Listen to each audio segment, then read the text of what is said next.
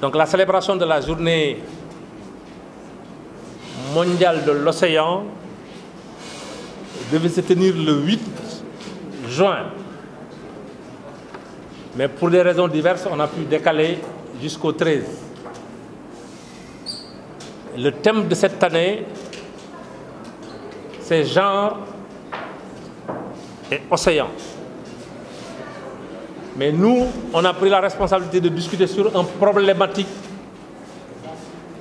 les conditions de travail et de vie des femmes et des hommes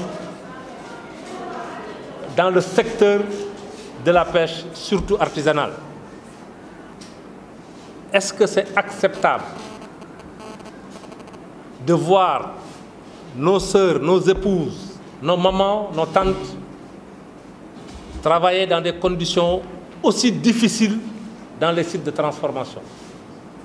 Quelquefois, il n'y a pas d'eau, il n'y a pas d'électricité, les accès sont difficiles. Il reste 14 heures de temps dans la fumée, quelquefois avec leur bébé. Est-ce que les décideurs politiques, ou bien nous-mêmes qui sommes dans la salle, nous accepterons que nos épouses ou nos sœurs travaillent dans ces conditions? Et pourtant, ils sont d'égale dignité avec l'ensemble des citoyens. Et ça, c'est un droit exigible à nos États pour leur mettre dans des conditions de travail décentes et une bonne mise en œuvre et un bon suivi de ces sites de transformation. Pourtant, ces femmes jouent un rôle éminemment important dans le cadre de la sécurité alimentaire et nutritionnelle et dans le cadre de l'éducation de nos enfants. Aujourd'hui, les femmes du secteur sont directement affectées, non seulement par la mauvaise gestion des ressources, mais nous devons, ou bien nos sœurs doivent être en face à la concurrence déloyale d'autres acteurs qui sont des usines de transformation de poissons en farine. Ces usines de farine de poisson non seulement affectent la santé des populations, polluent la mer, les femmes n'ont plus accès à ces ressources pour faire leur travail convenablement. Voilà ce que les usines de farine de poisson posent à nos communautés.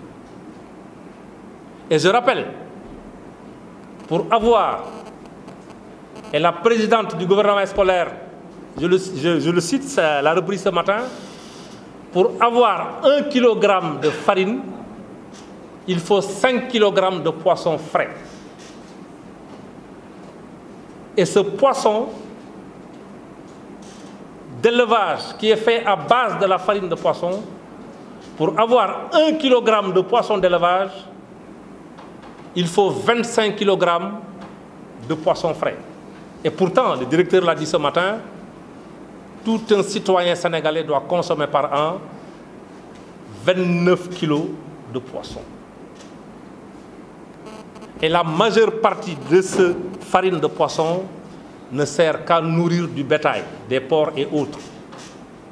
Et à mon avis, selon la lettre de politique sectorielle de la pêche au Sénégal, le plan Sénégal émergent, ils ont fait comme première option la sécurité alimentaire. Et notre base d'alimentation, c'est le poisson. Est-ce qu'aujourd'hui, on doit accepter de continuer à faire de la farine au détriment des populations, ou bien on doit l'arrêter? Et je rappelle, si les études d'impact socio-économique et environnemental étaient faites d'une manière normale et convenable et respectueuse et validée par les populations, aucune usine de farine de poisson n'allait être implantée au Sénégal.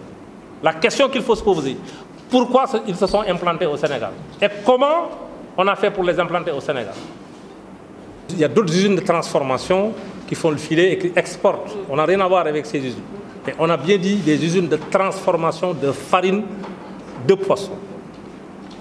Et pourquoi on doit plaider pour la fermeture de ces usines? C'est ceux qui prennent ces décisions. Ils doivent comprendre que c'est le peuple qui les a élus. Et la ressource maritime appartient au peuple. Donc on ne doit pas prendre le poisson du peuple pour en faire de la farine pour du bétail. On a d'autres préoccupations, c'est la sécurité alimentaire de nos pays et nutritionnelle de nos populations. Donc il faut que ces usines ferment et nous plaidons pour la fermeture de ces usines de farine de poisson. En termes d'emploi, tu prends une seule pirogue de Sainte-Tournante qui emploie à peu près 100 à 120 personnes. Une usine de farine ne peut pas employer 40 personnes. Ça affecte la santé des populations là où l'usine est implantée. Les femmes n'ont plus accès à ce poisson. Et il n'y a aucune législation qui permet à ces usines de transformer le poisson en prenant du poisson frais. Le vrai problème qu'on a aujourd'hui, c'est ces usines de farine de poisson. À mon avis, il ne faut même pas dire on ne va plus accepter d'implanter des usines. Mais le plaidoyer que nous voulons porter et ce que nous recommandons et ce que nous voulons, c'est de fermer ces usines de poissons d'une manière progressive.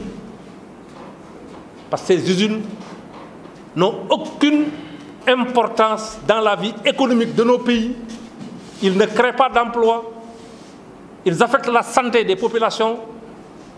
Nos femmes n'ont plus accès à ce poisson pour pouvoir faire leur transformation et vivre d'une manière décente. Donc il faut arrêter de ne plus délivrer des agréments à ces usines et ces usines qui sont déjà présentes dans notre pays et dans la sous-région, les fermer d'une manière progressive. Nos États ont ratifié l'ensemble des conventions qui sont traitées à la mer, que ce soit la Convention sur les droits de la mer, les directives volontaires qui prônent une garantie de la sécurité alimentaire, le cadre de la stratégie politique des pêches qui ont été adoptées par l'ensemble des chefs d'État africains à Malabo, les conditions minimales d'accès qui ont été ratifiées également avec l'ensemble des pays membres de la Commission sous-régionale des pêches. Donc, après avoir ratifié, adopté des conventions, il faut les mettre en œuvre. Et aujourd'hui, il est indéniable, on ne peut pas gérer la ressource halieutique sans une bonne transparence. Et la première règle de transparence, non seulement c'est l'accès à l'information, et gérer ces ressources-là d'une manière participative avec l'ensemble des parties prenantes.